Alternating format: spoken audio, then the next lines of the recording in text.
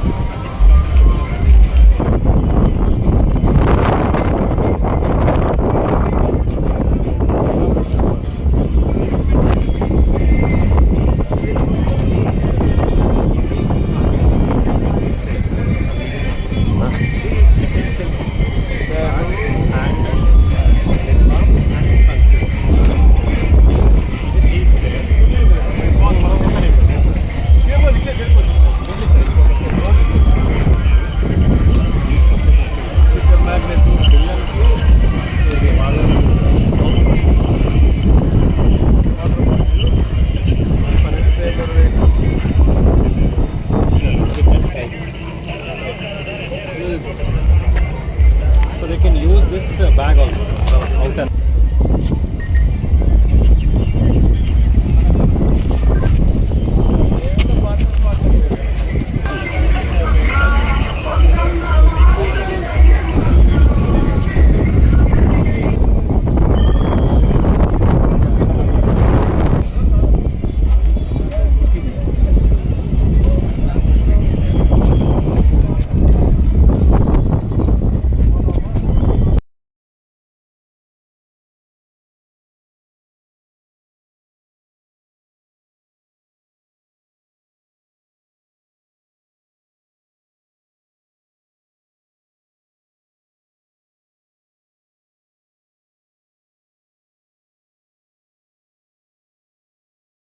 Rajasthan brother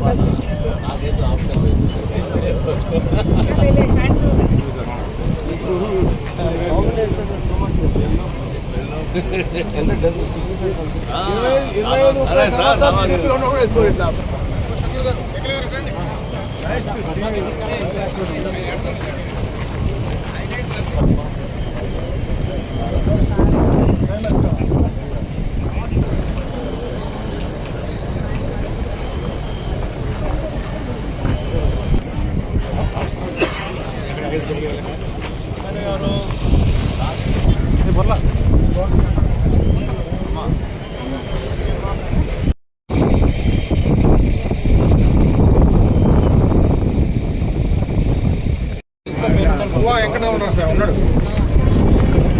చెప్పండి చెప్పండి.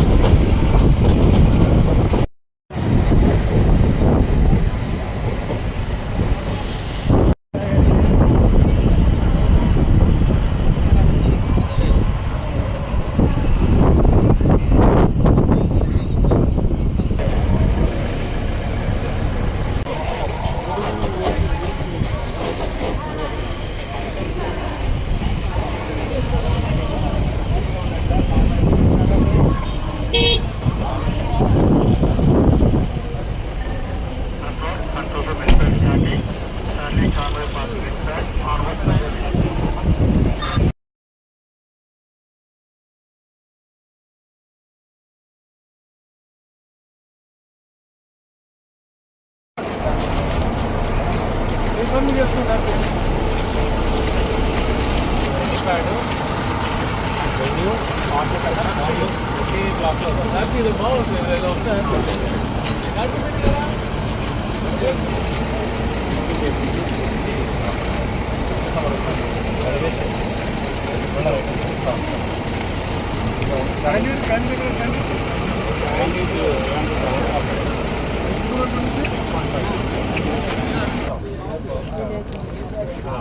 అందులో ఒక 8 కుటుంబాలు ఒకే చోట పగ్గా వేస్తారు కుప్పడం చేస్తున్నారు. సో ఇట్లా సార్ దాని తర్వాత డయా సైంటిఫిక్ వెళ్ళకుండా ఇప్పుడు ఇట్లా పోయి మార్చేది అదంతే సార్. బట్ వెహికల్స్ తర్వాత వచ్చేస్తాయి మన టోటల్ తర్వాత క్యాడర్మెంట్ దాని తర్వాత క్యాండిడేట్కి వెళ్ళి వచ్చి మళ్ళీ తీరా ప్రాంతం. సో ఒక ఫార్మ్ గ్రౌండ్ ఇక్కడ దొరుకుతుంది. సో ప్రైవేట్ లేఅవుట్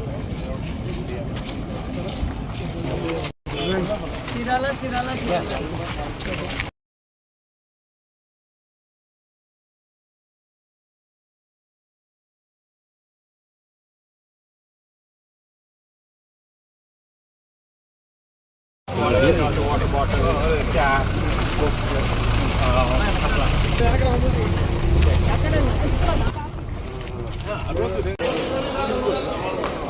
వేరే దూరం ఉంటారు మా చేతిలో ఏముండదు. ఏమి ఇస్తున్నా కండ ఇస్తున్నా వెంకటేష్ అంకుల్ మళ్ళా ఉంటుంది ఇదే ప్లేస్ రాదమ్మా. మీరు వచ్చిన ప్లేస్ ఇది స్కూల్లో పెట్టాం. జానర్ పెట్ట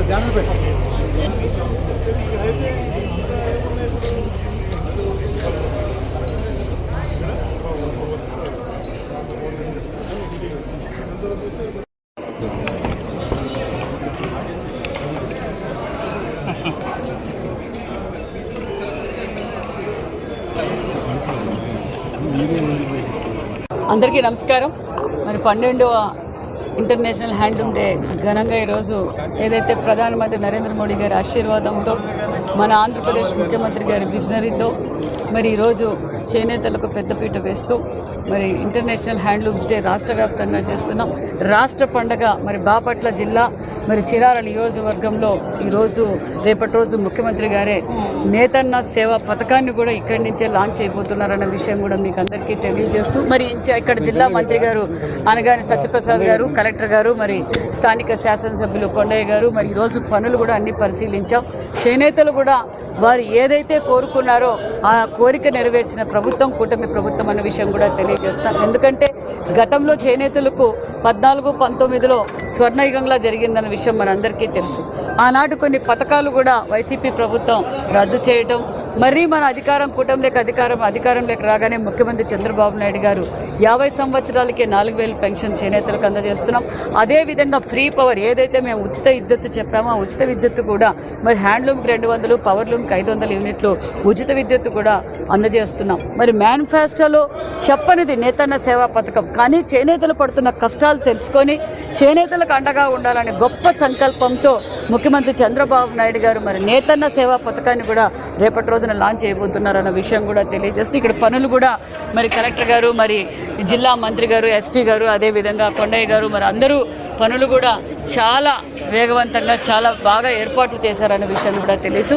చేనేత దయచేసి రాష్ట్ర ప్రజలందరికీ నేను కోరుకునేది ప్రతి ఒక్కరూ చేనేత వస్త్రాలు ధరించండి, చేనేతలకు అండగా ఉండాల్సిందిగా కోరుకుంటూ ప్రతి ఒక్కరూ రేపటి రోజున ప్రతి ఒక్కరూ ఇంటర్నేషనల్ హ్యాండ్లూమ్స్ డేకి ప్రతి ఒక్కరూ చేనేత వస్త్రాలు ధరించవలసిందిగా కోరుకుంటున్నాను. Thank you. అది డిస్కషన్ జరిగిందండి, డిపార్ట్మెంట్లో డిస్కస్ జరిగింది, ముఖ్యమంత్రి గారు కూడా డిస్కస్ చేశారు.